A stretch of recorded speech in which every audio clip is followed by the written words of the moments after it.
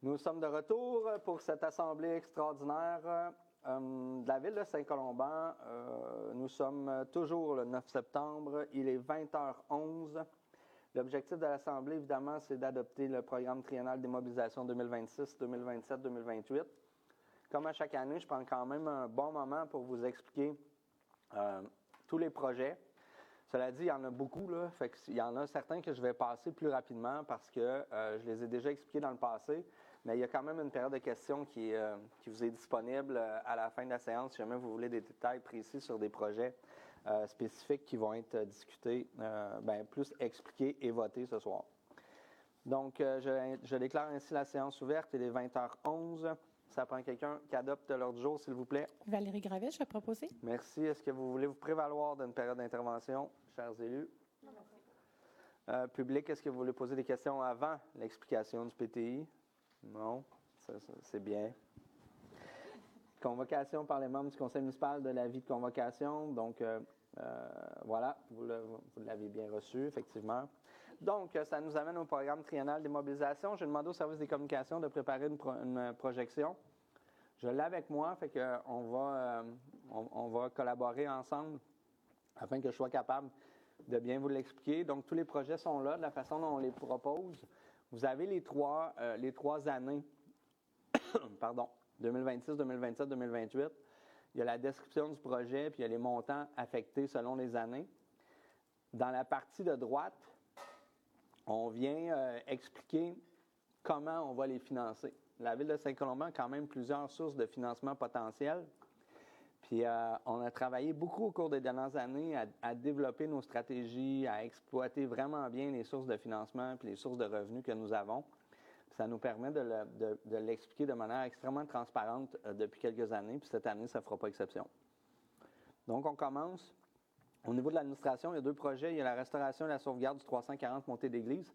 Le 340, c'est le presbytère, l'ancien presbytère, en fait, juste à côté de l'Hôtel de Ville. On en a fait l'acquisition il y a quelques semaines.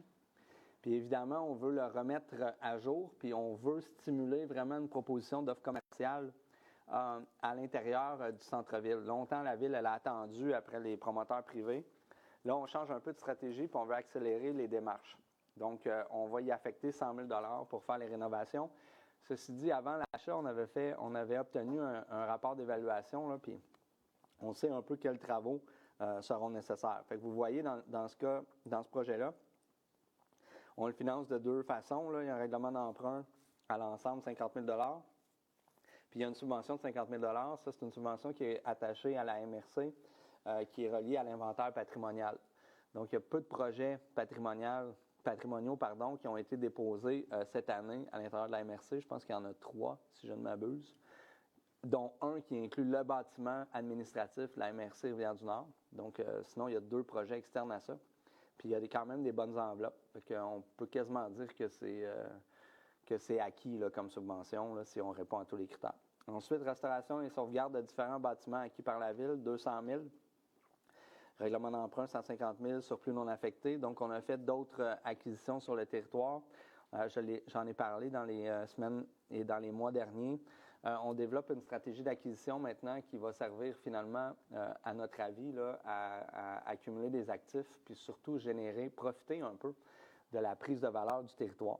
Donc, quand on a des bonnes occasions d'acheter des terrains ou des propriétés ou des bâtiments qu'on sait que le prix est juste, puis qu'on connaît un peu le développement stratégique, par exemple, du centre-ville, ou qu'on a des projets en tête, mais maintenant, on n'hésite plus à faire l'acquisition. Donc là, on s'est réservé un 200 000 pour venir faire des ajustements sur les différentes propriétés. Je pense notamment au 470 Saint-Paul qu'on a acheté. On a acheté 3 terrains dans le périmètre urbain. Donc, pour nous, le prix en vaut la peine dans une perspective où ces terrains-là vont amener une densité plus forte dans les années prochaines. Donc, que la ville soit propriétaire, c'est extrêmement rentable de faire ces achats-là. Donc, mais il va falloir, c'est une vieille maison qui a été construite dans les années 50-60. Puis évidemment, la démolition, ça a un coût. Fait que c'est un exemple de dépenses qui peuvent être inclus dans le 200 000. Sinon, je tombe aux communications. Donc, on a un projet signalétique phase 5. Donc, on a 50 000 $. Phase 5, parce qu'évidemment, il y a eu une phase 1, 2, 3, 4. C'est ce qui a amené notamment le changement des pancartes de rue, les stèles de parc, les entrées de ville, le lettrage sur les bâtiments. Donc, dans ce cas-ci, là, je pense que c'est c'est notre plus petite phase restante. Là. Normalement, dans le passé, c'était des montants plus importants. Donc là, on est vraiment dans les bâtiments tertiaires, puis dans le lettrage de certains bâtiments, là, notamment les casernes d'incendie, puis le lettrage, par exemple, le futur garage municipal, l'hôtel de ville, des choses comme ça. Renouvellement du matériel audiovisuel pour la salle du conseil, 20 000 Bien ça, c'est on veut vraiment adapter nos caméras. Ça a fait son temps un bout, là, l'audiovisuel, les caméras. Mais de plus en plus, on veut dynamiser puis augmenter la qualité d'image pour les séances du conseil. On le sait que la population suit nos assemblées municipales, suit les événements qu'on veut faire. Actuellement, le matériel qu'on a, vous le voyez, là, pour ceux qui sont dans la salle, là, c'est une grande boîte qui est assez contraignante. Normalement, on n'aurait plus besoin de ça. Là. C'est quelque chose qui était bon il y a 10 ans. Là, c'est beaucoup plus, j'ai envie de dire, concis, beaucoup plus restreint comme équipement, puis la qualité de l'image va s'améliorer. Puis on va être capable de déplacer notre équipement surtout. Donc, quand on fait des événements externes, quand on déplace nos équipements audiovisuels, par exemple, au centre récréatif et communautaire pour tenir des débats, tenir des activités, bien là, ça va nous donner beaucoup plus d'options, en plus d'améliorer grandement la qualité, comme je l'ai dit. Donc, ensuite, ça nous amène au service de sécurité incendie. C'est assez de base, là, les habits de combat, comme vous voyez, là, on en achète toujours entre 4 et 5 par année. C'est un renouvellement de stock, je ne m'éterniserai pas là-dessus. Équipement spécialisé, ça va concerner les lampes, les lampes thermiques, les lunettes thermiques, pardon. Puis la pompe portative, ça, c'est une pompe qui est dans un des camions incendies, puis qui permet d'aller chercher de l'eau, finalement, pour pouvoir intervenir sur un feu quand on est à proximité d'un lac. Donc là, on a 2 vieilles pompes qui brisent souvent. Donc, on nous a proposé d'en acheter une neuve puis de réduire finalement cette pompe à 1 au lieu de 2. Fait que le conseil a décidé d'aller de l'avant là-dessus. Donc, vous voyez, dans ce qui concerne les habits de combat, c'est les activités de fonctionnement. Puis la pompe portative, c'est dans le fond de roulement.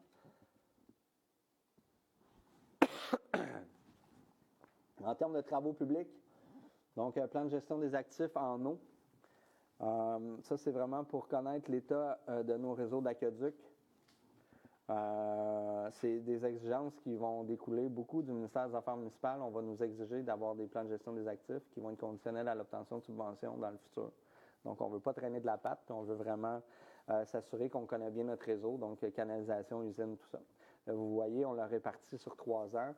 Puis la plupart des montants vont être pigés dans la réserve financière destinée aux aqueducs. Donc, cette réserve-là, elle est seulement financée par les propriétaires de maisons qui sont desservis par un réseau aqueduc. Ce n'est pas une réserve qui était exploitée de manière optimale dans le passé, mais là, maintenant, on veut être beaucoup plus à propos. Quand il y a des dépenses qui touchent l'aqueduc, on va piger dans cette réserve-là. Programmation annuelle, ça, c'est au niveau des routes. C'est ce qu'on appelle des sections d'asphalte ou des petites sections de rue. On va mettre les bosses de ralentissement. Il y a eu des questions un petit peu plus tôt. Donc, c'est notamment là-dedans qu'on va intervenir c'est vraiment des interventions très, très locales sur le réseau routier. Donc, ça fait quelques années qu'on y affecte 615 000 $. Puis, le service des travaux publics est quand même à l'aise avec ce montant-là. Puis là, comme vous voyez, là, il y a des subventions. Puis il y a le fonds du réseau routier qui demeure. Il reste des sommes là-dedans, on va aller les chercher. Les subventions, c'est beaucoup le programme pour la sécurité routière. Donc, ce programme-là, il est financé grâce à toutes les amendes qui sont données par les radars photos sur le réseau routier québécois, notamment.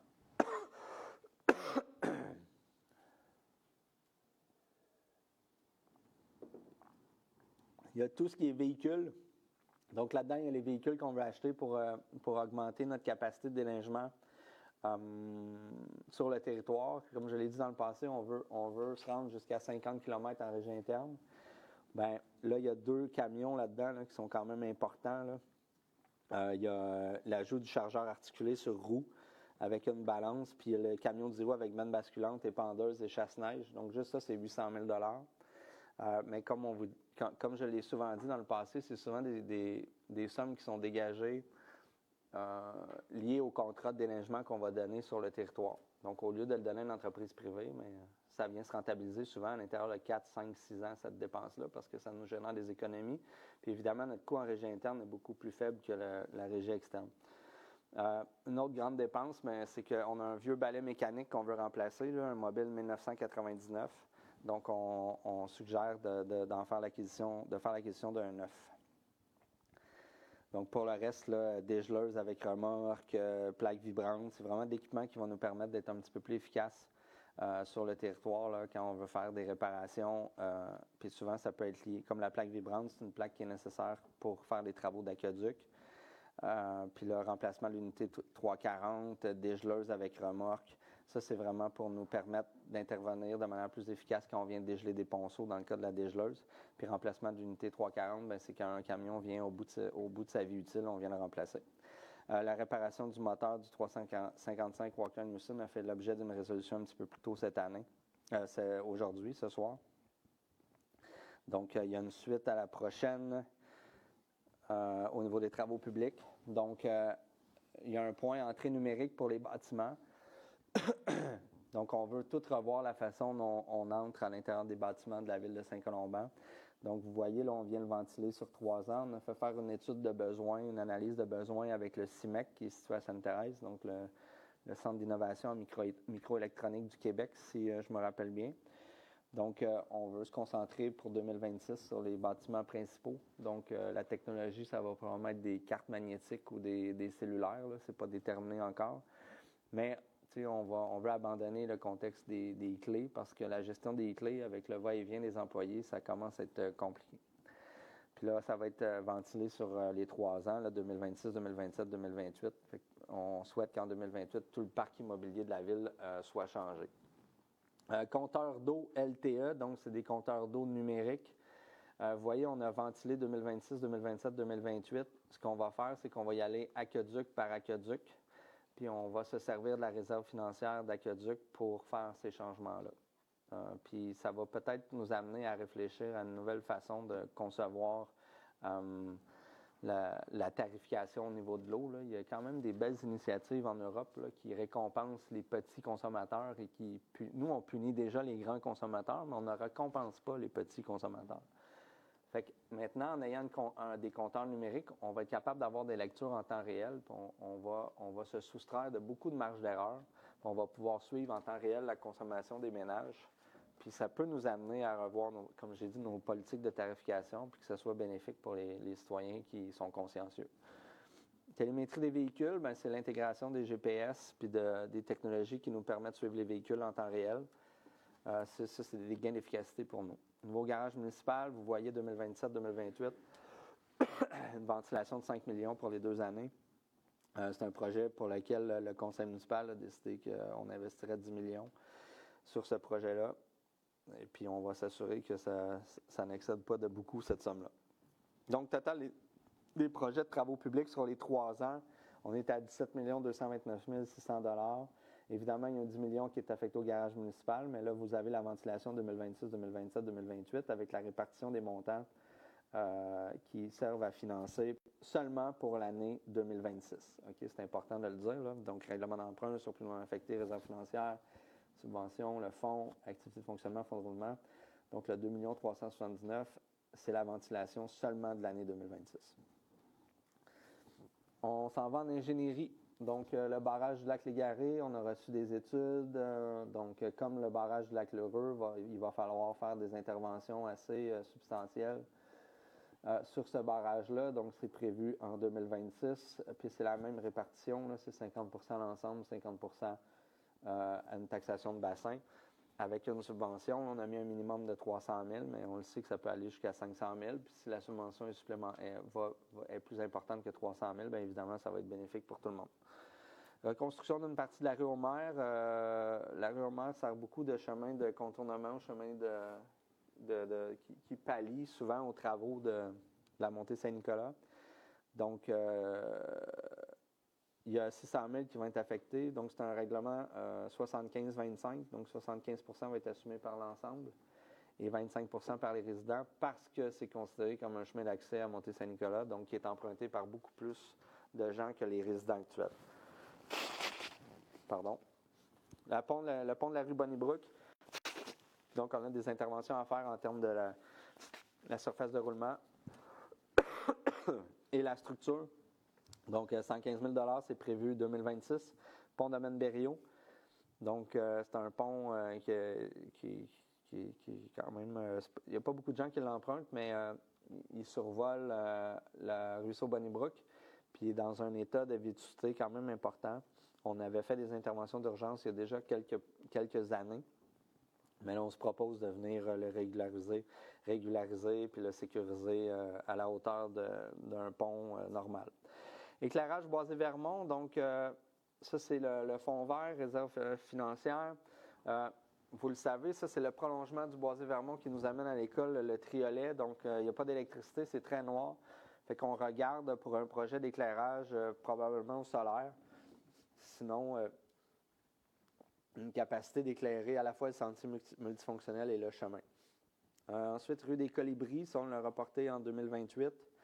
Donc, je ne m'éterniserai pas trop là-dessus, étant donné que je vais avoir la chance d'en reparler au cours des prochaines années.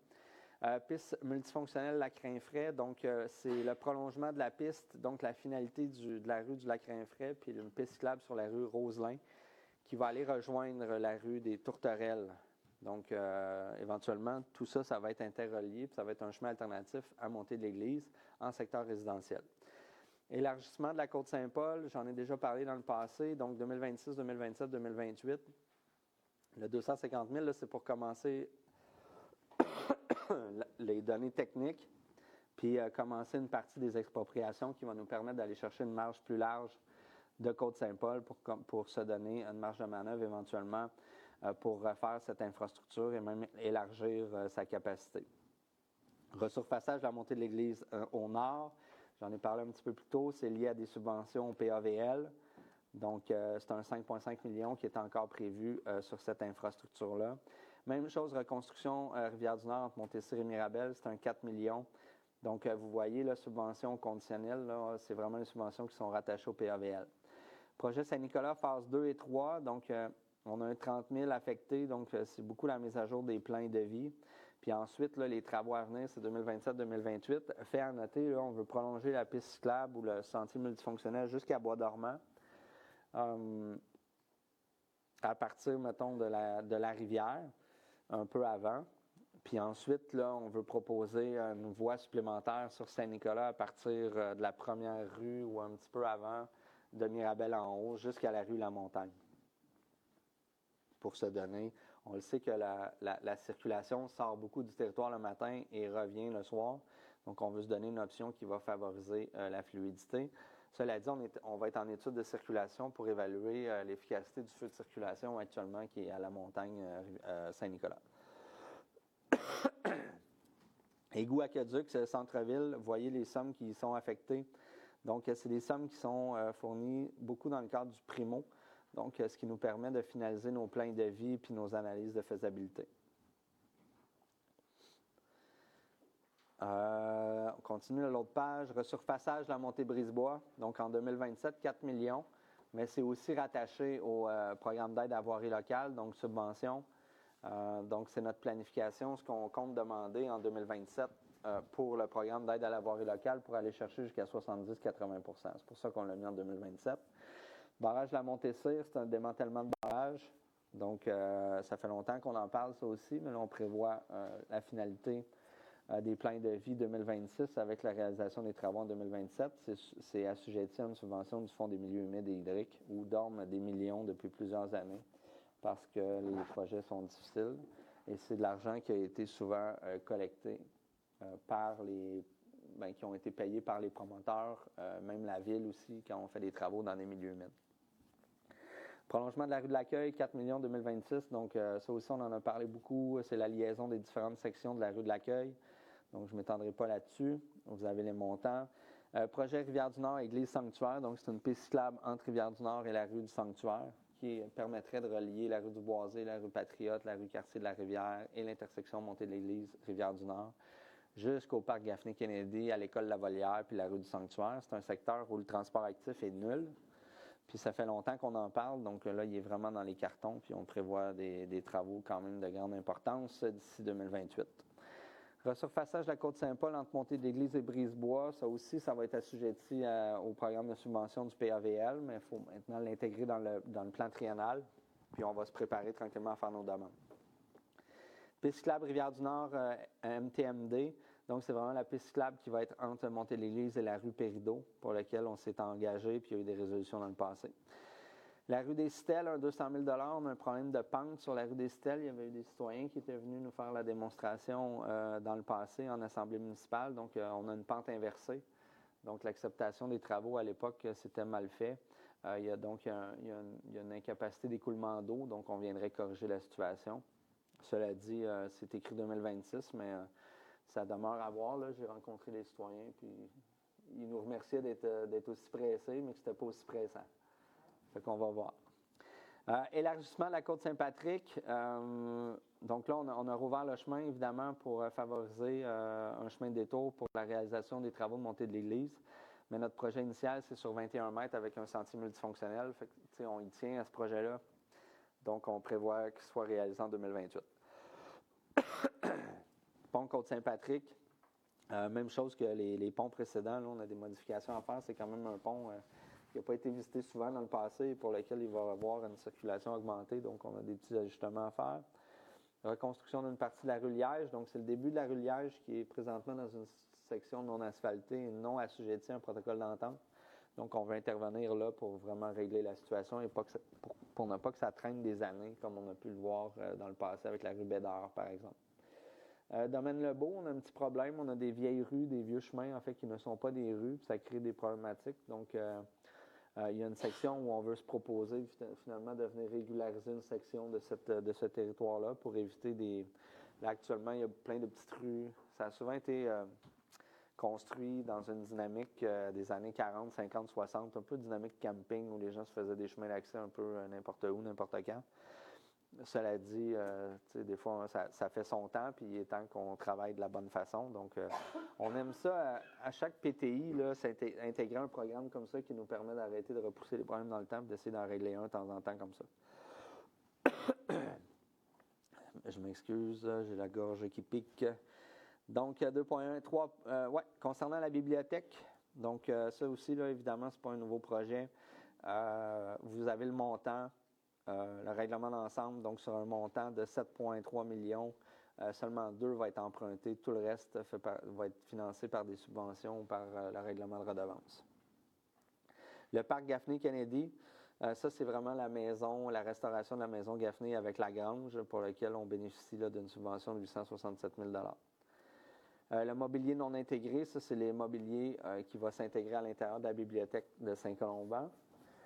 Jardin Wierzbiski, donc c'est le 65 000 juste un instant. 65 000 qu'on propose pour faire l'entretien de ce jardin-là, de le remettre à niveau. Il y en a beaucoup de colonnes de bois là, qui ont fini par pourrir. Donc, il faut faire des interventions puis changer ça. Puis ça va nous permettre de le moderniser un petit peu. Déjà.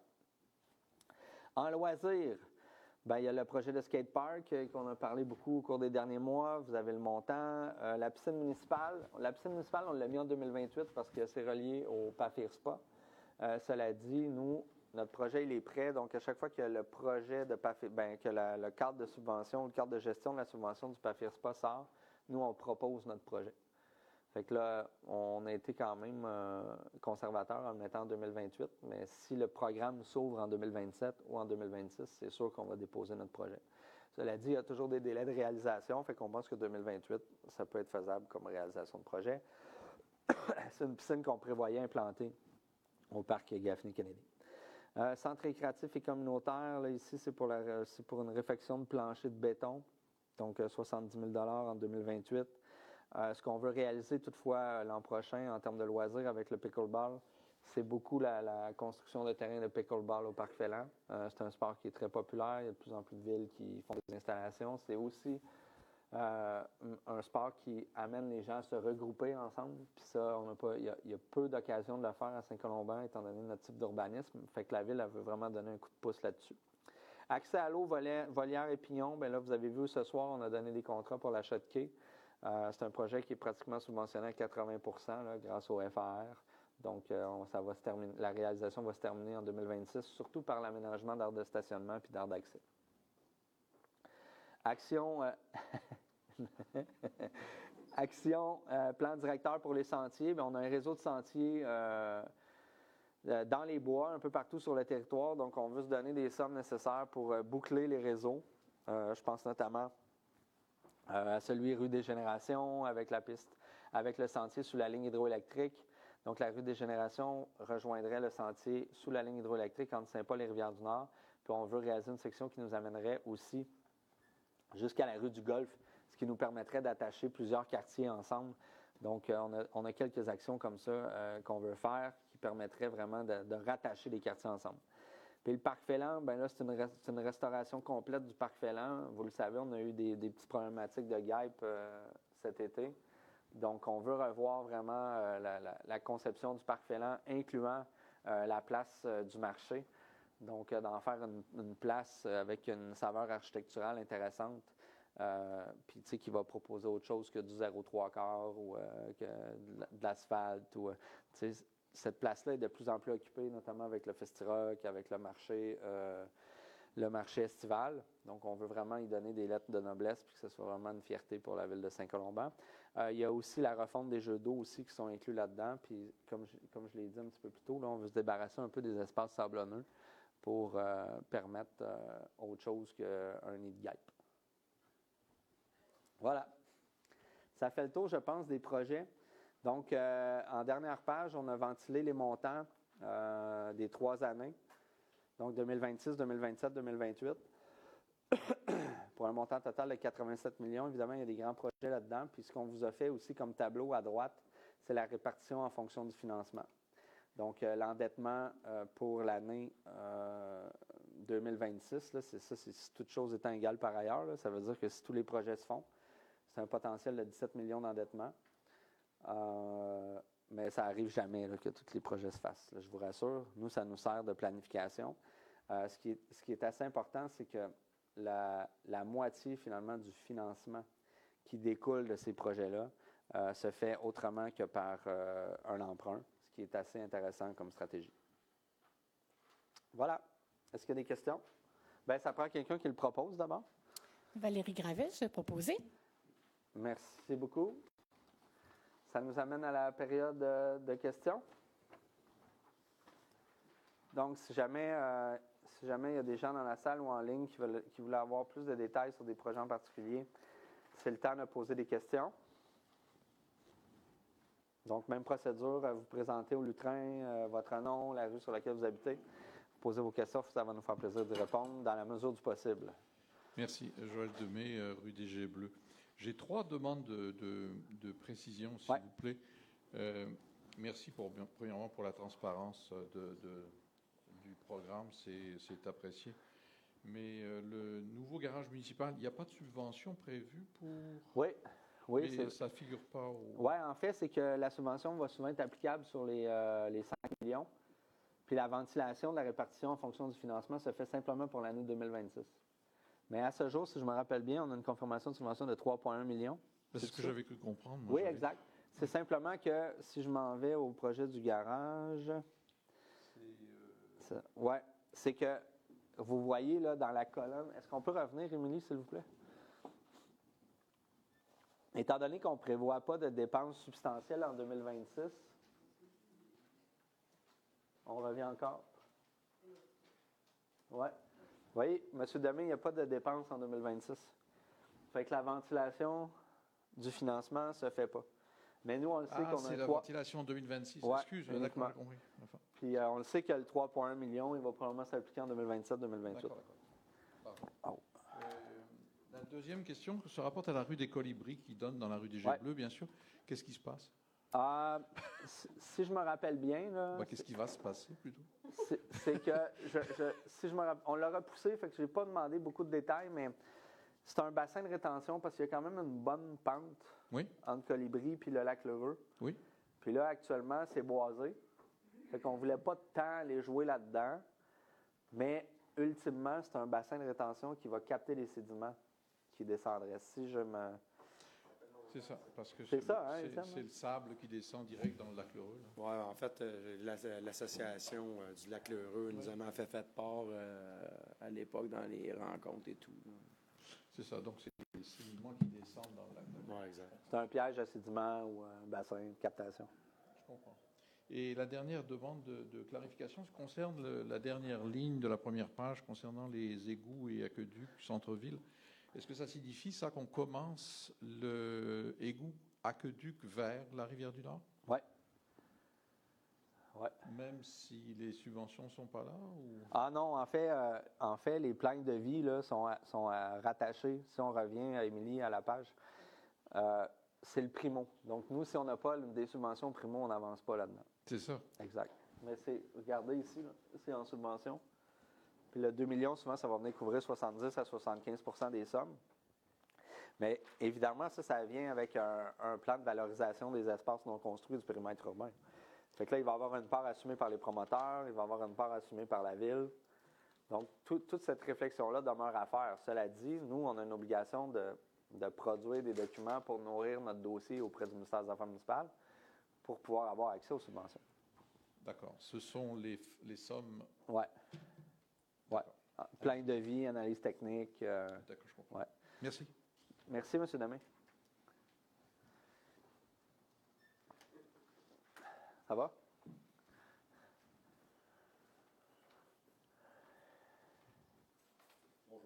Bonjour. Bonsoir. Bonsoir, oui. Nicolas Sarrazin, rue des Cuivres. Enchanté. Moi, c'est peut-être pour un projet qui a été fait l'année passée, puis que ceux qui y vont l'ont peut-être constaté cette année. Terrain de soccer. Est-ce que le 200 000 qu'on a investi l'année passée sur le terrain de soccer aurait peut-être dû être investi autrement sur une infrastructure plus moderne qu'un terrain de soccer naturel qui est déjà mort? Là, il n'est pas mort, là. Ouais, pas loin de là. Non, je suis allé en fin de semaine. J'ai eu peur qu'il soit mort. Parce que là, 2 semaines, il avait l'air d'être Il mort. était en dormance. On J'espérais était qu'il soit en passé dormance. la dormance, mais bon, oui. Non, mais là, si vous y allez, là, Ouais, je peux aller. Ouais, il est vert. En fin de semaine, il y avait le tournoi de FC Boréal, puis justement, j'en parlais avec le directeur du club. Puis, tu sais, j'ai demandé, parce que lui, il a joué dessus, tu sais, je disais, hey, il a-tu failli mourir, tu sais? Il disait, ça a passé proche quand on courait dessus, il craquait. Mais là, avec la pluie, il est tout redevenu vert. OK. Comme, l'ai heureusement, heureusement. Ma fille était là, mais moi, je n'étais pas là. OK. J'étais ailleurs. Heureusement, parce que moi non plus, j'aurais pas été de bonne humeur. OK. Mais tu sais, mon point est quand même là. Est-ce que peut-être, à un certain moment donné, on devrait se rapprocher d'une infra plus moderne, terrain synthétique, qui a besoin moins de coûts d'entretien, moins besoin d'être refait à tous les 2-3 ans? Ah, mais on ne l'avait pas refait depuis 2001. OK, quand même. Oui, c'est plus que 2-3 ans. Puis, cela dit, tu sais, l'analyse de coût demeure à être faite là, avec le comparable avec le synthétique. Là. Parce que, tu sais, un terrain qui est fort, tu sais, petit exemple, là, le terrain de baseball, là, on a fait un monticule synthétique. Là, ça a duré, ça a été une catastrophe. Là. Ça a duré 3 mois et demi. Il a déchiré, les gens ne prennent pas soin. Tu sais, fait qu'il y a quand même des risques avec le synthétique. OK. Il n'est pas protégé, le terrain. Hein? Il n'y a pas de clôture. Je comprends. On est quand même sujet à des drôles de citoyens, parfois, qui font des drôles de choses sur nos infrastructures. Je l'ai vu avec les clôtures. Il y a tous ces éléments-là qui amènent à réfléchir à la pertinence d'avoir un synthétique, plus le fait que ce soit un îlot de chaleur. On a quand même eu des enjeux en termes de... Non, c'est pas parfait un synthétique. Je coach au football, puis cet été, dans les 30 degrés, c'était pas le fun. Mes pieds exact. cuisaient, Puis on a des enjeux d'écoulement des eaux dans ce secteur-là. Je ne suis pas certain que ce serait avisé de faire un synthétique. Je posais juste la question. Oui, c'est correct. Je n'étais pas venu à l'époque. J'ai peut-être une question, je suis peut-être un peu en retard, parce que justement, j'étais sur le terrain de football. Est-ce que je peux me permettre une question qui n'est pas en lien avec le courriel que je vous ai envoyé? Oui, ça va. Par rapport à FC Boréal. Moi, je pose la question, j'ai vu madame souvent cet été à Sainte-Adèle, avant ma fille qui jouait après votre fille. Quel est votre niveau d'engagement avec FC Boréal? Puis, tu sais, moi, ce que je veux apporter, la réflexion, c'est la même réflexion que vous avez eue avec le hockey à l'époque. Puis je me rappelle de vos arguments qui étaient « c'est loin, les infras sont en bris de service parce qu'ils sont très loin, il faut aller à Brownsburg, Mirabel nous offre un meilleur service. » Moi, je considère FC Boréal en bris de service vis-à-vis Saint-Colomban. Essentiellement, ils n'offrent pas de soccer passé 8 ans à Saint-Colomban. On doit aller à 45 minutes de route le dimanche matin, ce qui est une aberration en 2025. On parle de mobilité, quoi que ce soit. Il ne faut pas descendre à Sainte-Adèle en autobus le dimanche matin. Là, fait que moi, mon questionnement, est-ce qu'on serait rendu à peut-être revoir cette association-là qu'on a avec FC Boréal? Puis il y a des questionnements par rapport à FC Boréal qui ont été clairement documentés dans le Journal de Montréal cet été. qui, je pense, demande la réflexion. Puis, tu sais, je sais que certains de vous font partie d'FC Boréal. Je ne pense pas que votre association avec FC Boréal devrait faire partie de l'équation, autant que les parents qui sont venus essayer de défendre l'association de l'époque ne devraient pas faire partie. Ce n'est pas parce que votre enfant, ça fait 10 ans qu'il est avec FC Boréal, je pense que ce n'est pas un argument intéressant. Puis vous l'avez vous-même dit à l'époque du hockey. Oui. Ben, en fait, la ville de Saint-Colomban fait partie des villes fondatrices de FC Boréal, là, les 5 étoiles qui sont sur le logo. C'était une initiative, justement, qui avait été faite à l'époque pour réunir des municipalités entre elles qui n'avaient pas nécessairement un bassin de joueurs suffisant pour rivaliser une ville comme Saint-Jérôme, une ville comme Mirabel, puis même des villes dans les Basses-Laurentides. C'est quand même... on a quand même une très bonne relation avec le FC Boréal. Ils font leur festival ici. C'est sûr qu'on n'a pas d'infrastructure qui amène l'élite du soccer à profiter du parc. Puis c'était une des raisons pourquoi on a fait les modifications sur le terrain, parce qu'ils ne pouvaient plus venir jouer ici. Mais il y a quand même des matchs. Là, je ne connaîtrais pas les heures, il faudrait les demander au directeur, M. Montpetit. Mais il y a quand même des matchs compétitifs qui se font à Saint-Colomban. Ma fille qui jouait à Mirabel avant allait jouer quelques matchs. Oui, c'est ça. De temps en temps contre FC Parce que Boréal. c'est comme un partage des infrastructures entre ces différentes villes-là. Puis là, évidemment, vu que c'est un football club, hein, ils font des catégories en fonction des joueurs qui sont issus des villes participantes au FC Boréal. Fait que suivant ça, ils vont profiter des infrastructures réparties un peu partout. On s'entend que les matchs du dimanche après-midi puis du samedi matin ne sont pas importants. C'est cette partie-là. C'est les pratiques où moi, je travaille à Chemédé. Descendre à Chemédé, venir ici, ramasser ma fille. Partir à Sainte-Adèle. C'est impossible. Moi, pour être honnête, j'ai demandé un transfert. J'ai demandé un transfert de ma fille parce que je trouvais que c'était... Puis est-ce que ça avait été... ça a été accepté. Bon, parfait. Ça a été accepté. Je suis allé ailleurs. Je ne sais pas si vous allez me rembourser les frais. Ça, on regardera. Oui. Oui? Oui, on fait plus... dans toute la réflexion... Puis, on s'est fait poser des questions encore cette semaine pour le Mistral, notamment, le hockey féminin. Je vous ai envoyé un courriel ce matin. C'était vous? C'est moi. OK. Il semblait que votre nom me disait quelque chose. Oui, c'est ça. C'est pour ça que j'ai dit c'est pas en lien avec le courriel que je vous ai envoyé ce matin. Bien, c'est ça. C'est que maintenant, on veut plus se mêler, justement, de ça. Ça ne nous regarde pas, ça. Avec qui vous voulez, vous préférez aller jouer, que ce soit Mirabel, La Chute, Saint-Jérôme, Blainville. Nous, maintenant, le remboursement aux activités sportives, il ne fait plus de ségrégation au niveau des activités. Nous, on s'engage, on dit c'est 225 par activité, jusqu'à 2 activités par année maximum. Puis après ça, c'est jusqu'à 2 activités par année maximum. Donc, si j'ai fait le choix de demander une activité qui est pas chère de remboursement, puis la troisième est plus haute, est-ce qu'elle va prendre OK, c'est pas jusqu'à 2. OK. Bien, c'est... 2 au maximum. OK. C'est ça, c'est 225 chaque. OK. Mais c'est ça, fait qu'on voulait se soustraire de ça parce que justement, on avait été coincés dans des ententes. Puis là, on s'est dit, après ça, nous, là, on ne veut pas se mêler de, vous devriez aller jouer à Rosemère, vous devriez aller jouer à Saint-Eustache. Allez où vous voulez. Puis la ville, là, son principe, c'est d'accompagner les familles justement dans le fait d'encourager les activités sportives. Puis nous, on va rembourser jusqu'à 225 par activité. OK, parfait. C'était beaucoup plus simple pour nous de travailler comme ça, parce que dans le passé, il y avait effectivement une ségrégation. On remboursait davantage un sport par rapport à l'autre. Là, maintenant, c'est rendu égal. Là, ce qu'on constate, toutefois, c'est qu'il y a des sports qui coûtent plus cher que d'autres. Moi, je pense que je l'ai documenté un peu ce matin aussi au niveau des infrastructures. Quand on parle on a fait le choix de ne pas construire d'aréna. C'est pas vraiment un choix. Là. C'est 25 millions. Mais on ne savait pas opt-out de l'aréna de Saint-Canute? C'est avant mon temps. Oui, c'est avant le mien aussi. OK. Je peux pas... Il y a des histoires... J'entends des histoires. Oui, moi aussi, j'entends les mêmes histoires. OK, parfait. Ouais. Je vous remercie. Oui, mais ça me fait plaisir. Puis ce que je voulais ajouter, c'était... Qu'est-ce que je voulais... Ah oui, c'est ça. C'est un sport comme la gymnastique, là, c'est quand même 3 900 $. Ah, je sais. Le 225 qui est parcellaire. Là. Mais il n'y a pas de notion d'infra. La notion d'infra est moins... On essaie de faire le mettons de construire un aréna à 100 millions. À 25. À 25 millions. Ouais. Est-ce qu'il y a d'autres questions? Il y a des questions en ligne? Lise Landriot, rue des Pignons. Vous avez annoncé récemment un accès à la Rivière-du-Nord via la rue des Pignons. J'aimerais savoir l'endroit exact où sera l'accès ainsi que où sera le stationnement nécessaire pour les visiteurs. L'accès, c'est difficile pour moi de l'illustrer. Là. C'est en bas de l'accès le plus à l'est, où il y a des blocs. Là, évidemment, je m'adresse à quelqu'un qui habite là, fait que j'imagine qu'elle va visualiser. Il y a des blocs. En fait, la Ville a acheté jusqu'à 650 mètres de frontage sur la Rivière-du-Nord en 2018, je pense. Donc, pour nous, c'est un très, très bel accès. Puis l'idée, c'est d'aménager un stationnement en bas de cette pente-là où il y a des blocs actuellement qui empêchent l'accès. Puis c'est ça qui va nous demander quand même des soins puis de l'entretien là, pour aménager un stationnement qui est potable. Est-ce que vous prenez les questions qui ne sont pas liées au PTI? Pas tant, non. Ça fait le tour des questions dans ce Parce que cas. normalement, dans les assemblées extraordinaires, les questions sont réservées simplement au sujet à l'ordre du jour. Là. Fait que, tu sais, je privilégie les gens qui se déplacent. Là. Je trouve ça plate de ne pas les prendre. Mais en ligne, tu sais, moi, on peut peut-être, Émilie, les garder puis commencer la période de questions du 1er octobre prochain avec ces questions-là. Parfait. Ça va? Ça prend quelqu'un qui propose la clôture de la séance? Isabelle Lapointe, je propose. Merci beaucoup. Donc, on se revoit le 1er octobre prochain parce que à cause des élections municipales, il fallait au moins tenir une séance en octobre.